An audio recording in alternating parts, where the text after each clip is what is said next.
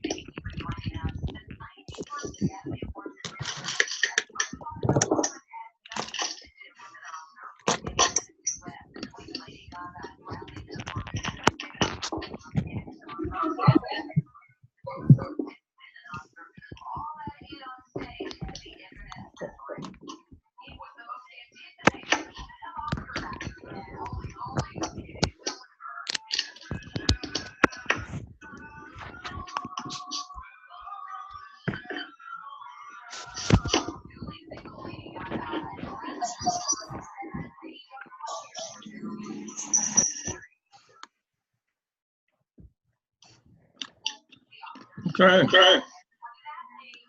I see I'm recording. Let me mute this.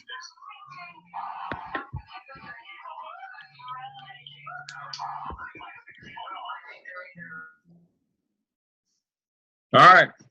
Good evening. This is Dale Lamb with Gardner Webb. Let's see who's texting me here.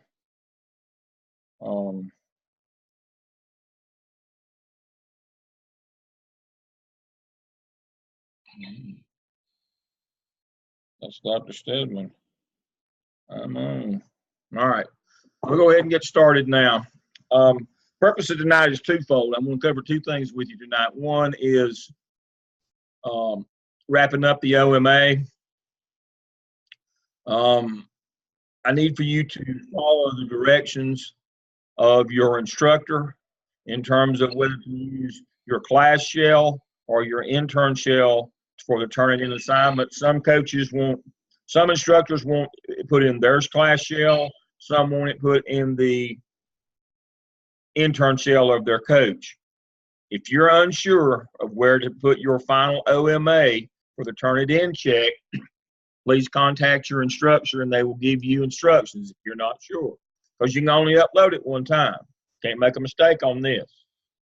So make sure that you know whether your instructor wants you to put it in your class shell, or they want you to put it in the coach's shell, the clinical coach's shell. Make sure that you know where that they want it to be put, so that that it gets graded and moved on to task stream.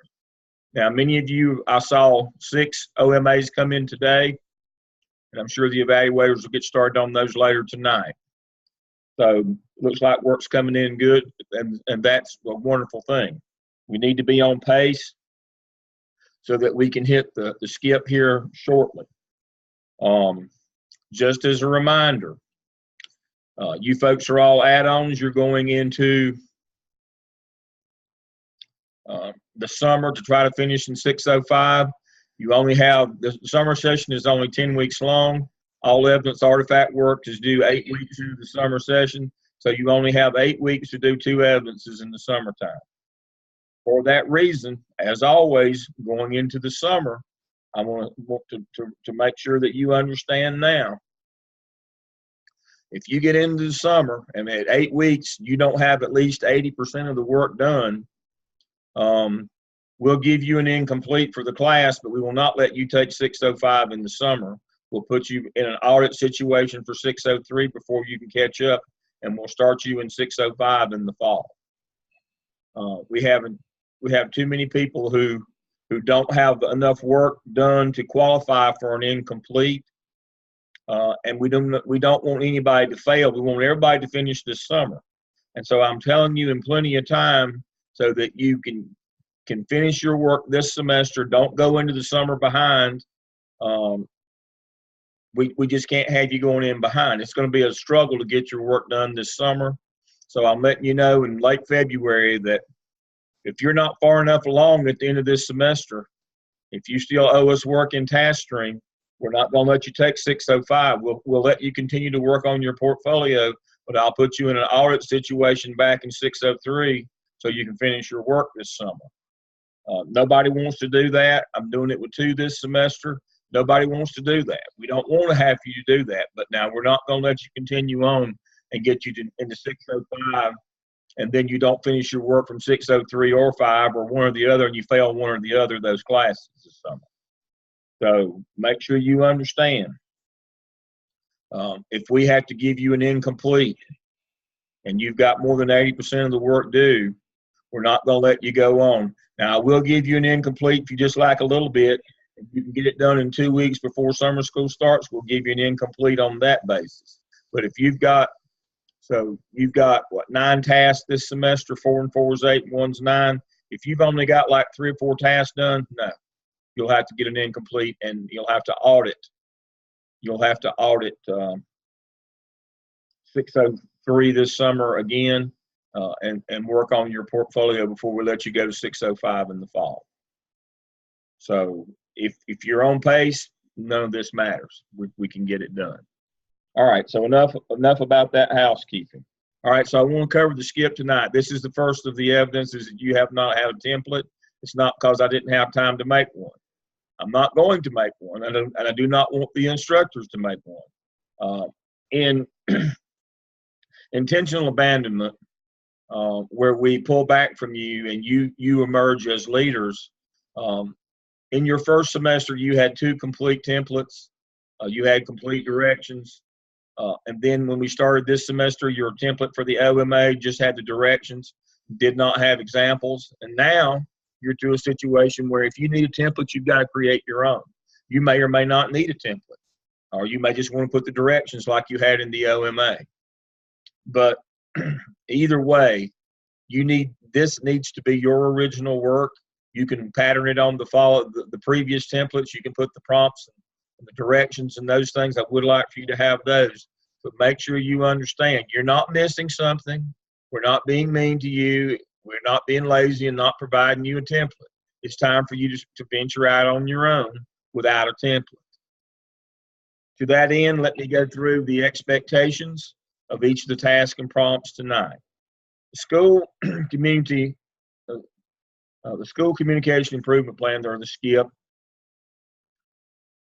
the stakeholder involvement, stakeholder community involvement, whichever acronym you'd like to use with the SCIP, the whole purpose is to create better communication between the school and the school community, being parents and people in the community, for the purpose of improving student achievement. Let me say that again. What you're trying to do here is improve communication between the school and the school stakeholders, being the community and the parents, for the purpose of improving student achievement. Let us help you educate your child. To that end, I need for you to make sure that you understand that we start out in task 1 with a needs assessment for the gaps in communication between the internal and external communities. That's the school and the stakeholders. Some people get bogged down in that language, don't understand what we're trying to do. And so, as you can see from prompt 1, from task 1, the candidate will lead the SCIP team to conduct a needs assessment, determine the gaps in community. I do not want to see a needs assessment that's on finance or discipline or on an instructional audit. We're past that now. We've already done the instructional stuff. The discipline stuff doesn't come up until next semester in the CAP. This semester, with this one, we're working on, with the SCIP, we're working on trying to improve the communication with parents and stakeholders in our community. So the needs assessment has to do that. Your advanced ed survey in South Carolina has a section on it that speaks to communication. The teacher working condition survey in North Carolina has a section that speaks to communication between teachers and parents, internal, external. And we need to do a needs assessment to see how well that's going, for the purpose of being able to communicate with them better. So you will lead this team to find the gaps in your communication. Gaps in communication, not gaps in learning, not gaps in funding, not gaps in communication. And then this needs assessment will include a background description of the setting, clear statement of the purpose and needs, and that purpose should say, we're doing this to find gaps in communication. List participants, analysis of your findings, a set of recommendations that identifies avenues of communication that will be established, a set of recommendations that includes both short and long-term objectives to establish the skill. All right. The set of recommendations that identifies avenues of communication, that should be things like social media, email, phone trees. I would prefer it to be more modern social media kind of thing. These are the things that we've identified that we've got to do. And then the set of recommendations is that this is what we're going to do. Let me be clear here. The set of recommendations that identifies the avenue, we need to work on Twitter, we need to work on Facebook, WhatsApp. And then the set of recommendations says, this is what we're going to do in the short term, this is what we're going to do in the long term, those goals. Now, see, somebody's already buzzed in with a question. Background of the setting is the school profile. That is correct. You've already done that. That's a copy and paste. Everybody got that? Good job, Jess. There's my star pupil.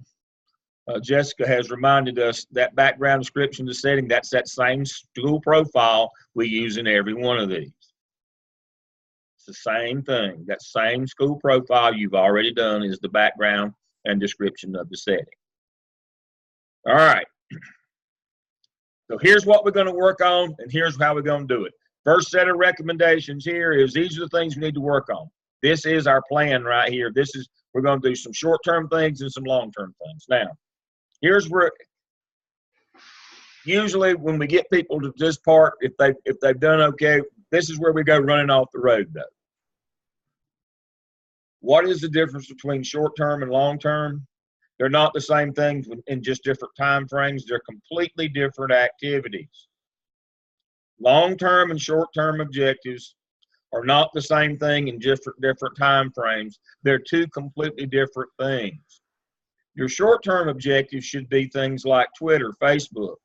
How are we actually going to, how are we going to communicate with these people? When we're going to do it? What's our best methodology? How do we connect with these people? Our long-term objectives are, once we've got them hooked, once we're now communicating with them, are going to be events we're going to do on our campus where we help them help their child. family math night, family reading night, family EOG night, family EOC night, college fairs, things where we have parents come to our campus that are academically based, where we actually work with the parent to help them learn how to help their child. Now, this is not ball games. This is not talent show. This is not those kinds of things. There's no academic content. The whole purpose of what we're doing in Prompt 1 is to hook the parent to better be able to communicate with the parent.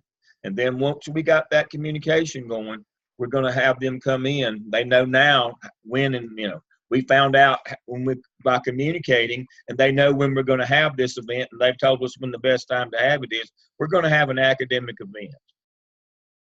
Usually in the spring of the year, you do this anyway. We're going to have an academic event where we have parents in, and we're going to help them help their child academically. There's got to be an academic focus of content. It can't be the STEP team. It can't be an award show. It's got to be, they came. If it was only about getting parents on campus, I mean, the decade of the 2000s, when Independence High School in Charlotte won 9 or 10 state football titles in 4A football, they would have 40,000 people on their campus for a ball game. Now, you heard me. It was just ridiculous, but it didn't make their test scores go up. That's not what we're talking about. We're being intentional here to figure out the gaps in communication with parents, fill those gaps, hook those parents, bring them in, and then on our long-term objectives, we'll have some event that helps them help their child.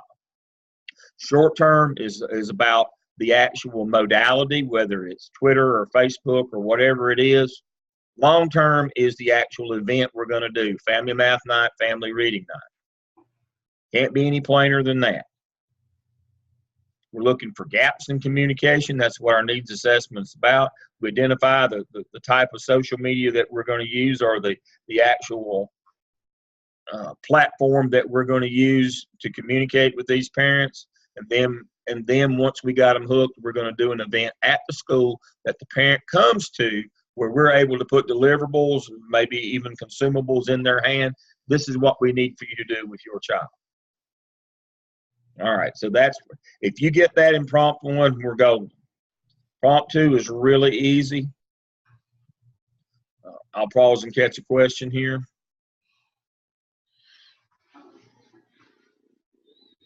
Well, now, the question is are these recommendations? They're both. They're both recommendations, and you need to try to run them if you can get permission. Don't do it from some theoretical perspective. Start it from the very real notion that you're going to run this. Now, if you wait just a minute till we get to to task 2, you're going to see that we're going to identify the resources it's going to take to actually run it. So the expectation is, yes, that we're going to run these. Now that you don't get to run them, we won't penalize you for that, but you're going to plan from the very beginning, yes, to run these. And I'll show you that in just a minute. And Dr. Lamb, that can become a part of their internship as well if they actually implement these things. Yeah, exactly. We expect you to be involved. Go back and look at your activities, your recommended activities during your clinical hours. One of them is to do this. We'd like to see you do this. All right. Prompt 2 of task 1. The candidate will lead a team to conduct an organizational analysis to determine the climate of the school. We used a teacher working conditions survey in North Carolina. Those of you in South Carolina know you use advanced ed now. The only way that you can get this wrong is you use the wrong section. Happens more than I like to admit. Use the section on school leadership, not teacher leadership. Let me say that again. Do not combine them together. Don't put both school and teacher leadership together, or just use school leadership only. School leadership only. Again, a background in organizational setting, participants, detailed description of procedures used for data collection, analysis, recommendation. So, The candidate will use the results of this analysis of school leadership evaluation, determines the strengths and the weaknesses of school leadership. I should see a section that says strengths. I should see a section that says weaknesses. And then you will make recommendations for the school improvement plan to improve those things. Now, you notice on my screen I've got highlighted in 2 places. You've got a set of recommendations for short and long-term objectives to establish your SCIP, and you've got a set of recommendations to improve school leadership. Those are the basis of your marketing plan in task 3. Let me say that again. Those 2 items on the screen right there, one of them is short and long term, and the other is improvement in school leadership. Those 2 or 3, you can part them out into 3: short term, long term, improvement, leadership improvement recommendations. Those 3 things create the basis for your marketing plan in task 3. I better see all 3 of those. What I generally see about 90% of the time, I'll see recommendations for short and long term. I won't see anything about the recommendations for school improvement, for school leadership. Make sure you have all 3 of those items. And then, I'll answer a question right quick.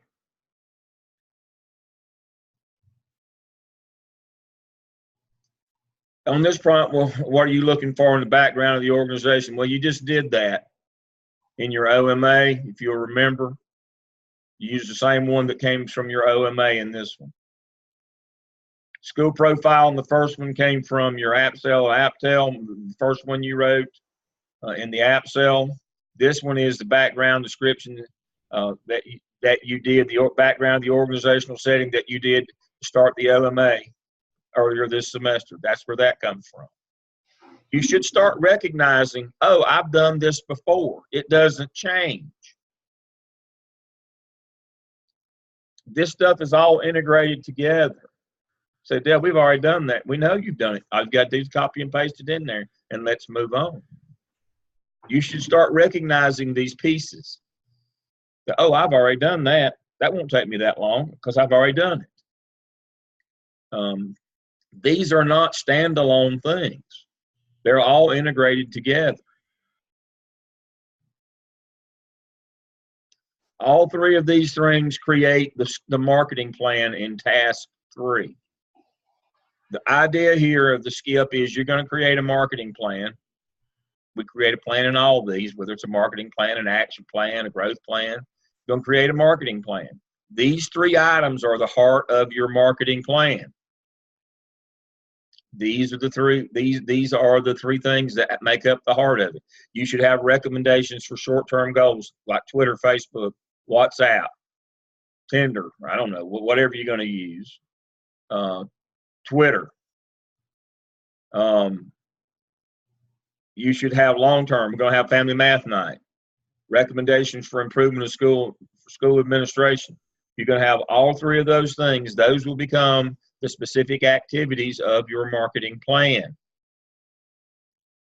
So you're going to have that set of recommendations, and it's twofold: short-term, long-term. They're not the same thing. Just paste it. They're completely different things.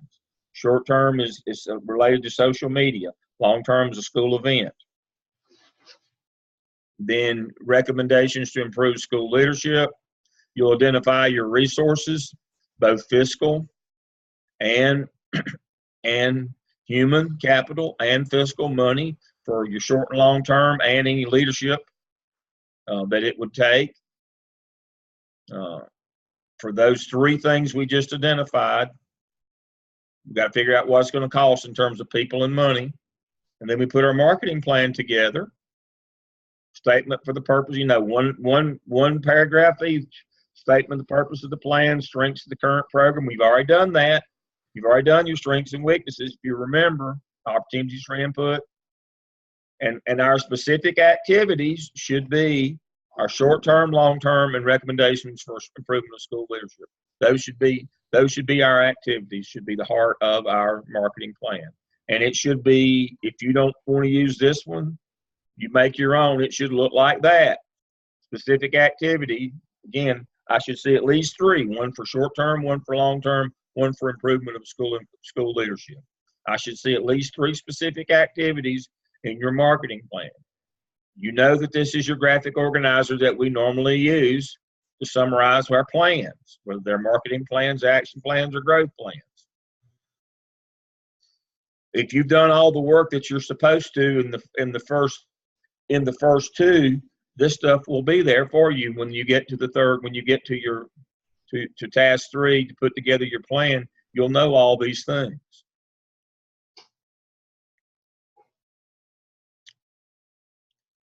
And then in 4, it's real simple. For add-on licensure, you reflect on the 9 competencies that you didn't address in the OMA. Couldn't be any easier than that. This one is not hard. This one doesn't take forever. This one, you've done a lot of the work already in your school background, your organizational profile. You've already done this work. The problem with this one is you get going the wrong direction 90 miles an hour. You start out with a needs assessment on something other than gaps in communication. And then you don't understand short and long term. That they're not the same thing, just different times. They're 2 completely different things. Short-term objectives are communication-based with social media. Long-term are school events, family math night, family reading night. Identify the resources and then identify your weaknesses in school leadership from your survey. It's not your opinion. I would not get outside of my survey data on TWC or advanced ed. That way it's not personal, it's public information. I would not create a separate survey and start or going around whispering, asking people stuff. That might not be a good career move. But you can look at the public information data on school leadership.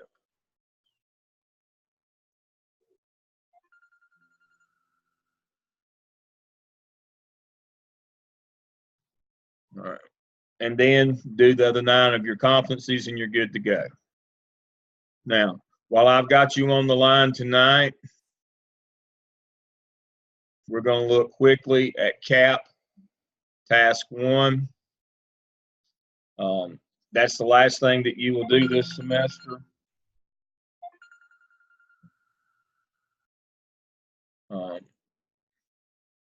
And so the CAP also uses the teacher working conditions survey and advanced ed. You look at 5 specific areas, and then you do a needs assessment based on that. You look at the 5 areas that you're told. Now, one of the things that the reason I'm bringing this up tonight, these directions are self-explanatory. But one of the things that happens all the time is students see it on it's empowerment, which is teacher leadership, school leadership, facilities, resources, and time, and they ignore that and do student conduct or something else. Or they do those 5 in task 1, and then I never see them again through the other task of this one. This one has 4 tasks, but you do not write competencies. It has 4 tasks to do things in the CAP, just as the app cell did. It has 4 tasks to do things. These 5 things, empowerment, leadership, facilities, resources, and time, I better see them in every one of those tasks. You're supposed to continue them all the way through. Read the rubric, and it tells you that. Now, if you want to address discipline in your school or PBIS, now's the time. You can add student conduct as the 6th one. You can do parent involvement. You can do whatever you want to do outside of those 5. You can add more to it, but you can't not do those 5. I get students to ask me, no, you can't substitute. You can add to, but you can't substitute. You must do these 5. You're not limited to 5. There's 12 sections. You can add as many of them as you want. If those of you who've been itching to do something on PBIS or discipline, knock yourself out. Now's your time. You've finally gotten there when you get to this one. But you can't forget those 5. Those are required. So what you're to do is you take your TWC, you look at those 5 5 areas. You get your you look for, you do item analysis and find the lowest one, at least one item in each of those 5 areas, and you resurvey that in a needs assessment back out to your colleagues and say, is this really low in our school, or were you just mad at the principal that day when you took the survey? And then you go out and you ask people, why is this low and what can we do to fix it? That's the qualitative piece that you're going to be asked for later on. This is the quantitative piece, the survey. You're going to take the original survey, do your item analysis, figure out your lowest items in each of these 5 areas. You resurvey them using Survey Doc, Google Monkey, whatever you got. You use that to survey these back out to find out if they really are that low. And then you go out and ask people why they're low and what you can do to fix them. You know, the classic example on time is teachers tell you they don't have enough planning time. If you don't go ask them, you think the solution might be to add more planning time to your schedule. But when you go and ask them, they say, oh, I've got plenty of time in the schedule. I just never get to take it because I'm covering classes. So the solution to that is not to add more time to the schedule, it's to hire substitutes. That's what we're talking about. Quantitative data, and I'm a quantitative methodologist by trade, but sometimes it can make you go 100 miles an hour the wrong way. You have to put some qualitative work where you go out and you talk to people. Why don't you have enough planning time? Well, I'm always covering classes. Well, that's not a planning time issue. That's not a master schedule issue. That's a we got to get more substitute issue. So when you get to task 1 where it says empowerment, that means that means teacher leadership. For those of you who don't know, you should know after we did the APTEL. Leadership means school leadership, facilities, resources, and time. I better see those 5 in every one of the tasks of the CAP. That's the mistake that you can make. And I better see some interviews and observation where you go out and talk to people about what we can do, why these things are low, and what you can do to fix them. That's the qualitative piece. You'll see that in task 2 that you'll start with this summer. All right. The reason why I want you to start this before the end of this semester, it's for pacing, one thing, but also you're going to probably need to get to task 2 pretty quickly when summer school starts so that you can go out and talk to people. Otherwise, you know you're going to be in review mode or testing mode because of the end of school. You kind of need to get this one launched in May. You need to be going on this one because school's going to run out. You're not going to be able to complete your task. Because you got to do some again, you got to use quantitative to collect data to understand. And so then you're going to have to do some qualitative methodology where you go out and talk to people in task 3. So you got to be to task 3 before school gets out. So the only way to realistically expect you to do that is you need to be knocking this one out this semester before it's over. And that will assure you that you'll have time to get to task 3 before you go to lockdown mode for testing at the end of the school year. All right. So that's the SCIP. It's as simple as I made it seem. The only way to get it wrong is if you don't follow the directions and you go off on some tangent. You find some needs assessment that's already been done on something else and not on communication. Your needs assessment in the SCIP has got to be on gaps in communication. Your short term has got to be something to do with social media. Your long term has got to be something to do with an event on your campus where you bring in parents and help them with their child. The recommendations have to be about school administration, not teacher leadership. What can school administration do better? What's their strengths and weaknesses? With an eye particularly toward communication and events, helping parents help their child. An eye toward those kinds of things. And then you identify your resources, both fiscal and human. Put together your marketing plan. Make sure you use some kind of a graphic organizer that has these kinds of things in it. and then do the 9 competencies that you didn't do while you're doing the OMA. I mean, this one is a 2-weeker. This one shouldn't take you but 2 weeks. And then write your competency. So you should have plenty of time to get to the cap before the end of this semester. All right, it's taken me exactly 30 minutes. I started at 7:04. All right, questions you have for me? Dr. Lamb, I will tell them, students that were in 603 last spring, some of our most successful students in the summer really took advantage of the second half of this semester, and many of them, by the time summer school started, had almost and had finished, some of them had finished the cap as well.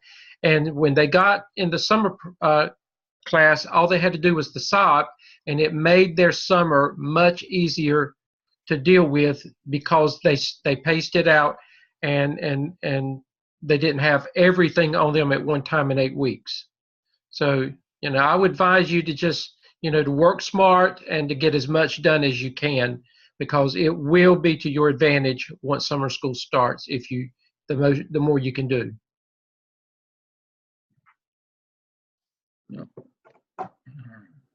Dr. Steadman, I'll turn it back to you. That's I just want all of them to know that I continue to check on a daily basis, many times during the day, to see if there's work in my internship shell that they want me to check with 603. I provide good feedback with them. I would remind them. I sent out some information, just reminders the weekend or a few days ago. Just make sure that you're taking time and that you're including everything that you need to include in the OMA. And another thing is, be careful and do not mess up with APA, especially with your figures. Make sure that you're consistent with it and you're doing what APA requires with your figures in the OMA. That has been one issue that has had to be addressed this time. So please make sure that you're taking your time and you're doing what you need to do there, and just do quality work and get it in. One thing, this is Dr. Talent, Dr. Steadman, if I could add, some of my students have, or most of them have finished the OMA, and they have submitted task 4 to me, which that's fine. I don't have any problem with that. But at the same time, it's not part of the 603 grade. And I have reminded them of that, and we'll do that again Wednesday when we have our class. But do they need to upload just the task 4 of the OMA on the internship shell? I would love to see the whole thing put together. Put the whole document together. Okay. Yeah, that's another set of eyes looking at it other than the instructor, and it would just be nice to see the whole thing put together. And Dr. Lamb, I am saying that right. The 4 is, the reflection part is not part of their grade. Or 3. Okay. You can make.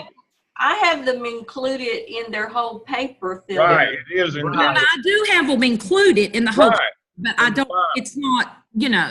Yeah, but we don't peer review it or any of that. That's correct. But as instructors, we still look over it beforehand and make sure that they have reflected on the 3 components of the class, of the coursework, the internship, and the artifact they're developing. Right. Right. Okay. Right. I was just referring to task 4, which is the reflection. Right. That's what I'm talking about. It is. We don't do peer review on it. That's correct. But we do give a grade in effect when we give the final grade on the 4 tasks. Yeah.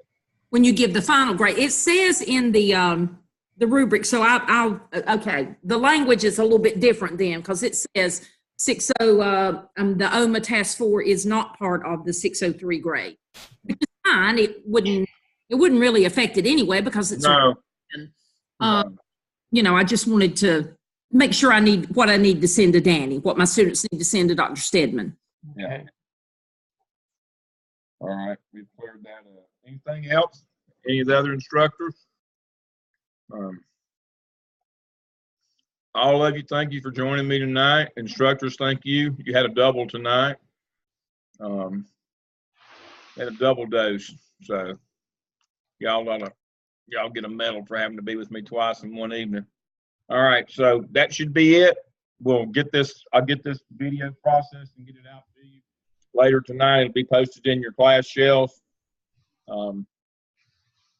for all the 603 students. And as always, thank you for joining me tonight. I appreciate you being with me. And we're glad that you're here with us at Gardner Webb. We strive, as always, to provide you a quality program and help you with your career goals. And we appreciate you having that faith and trust in us. So everybody have a good evening. I'll see you next time. Bye, Jess.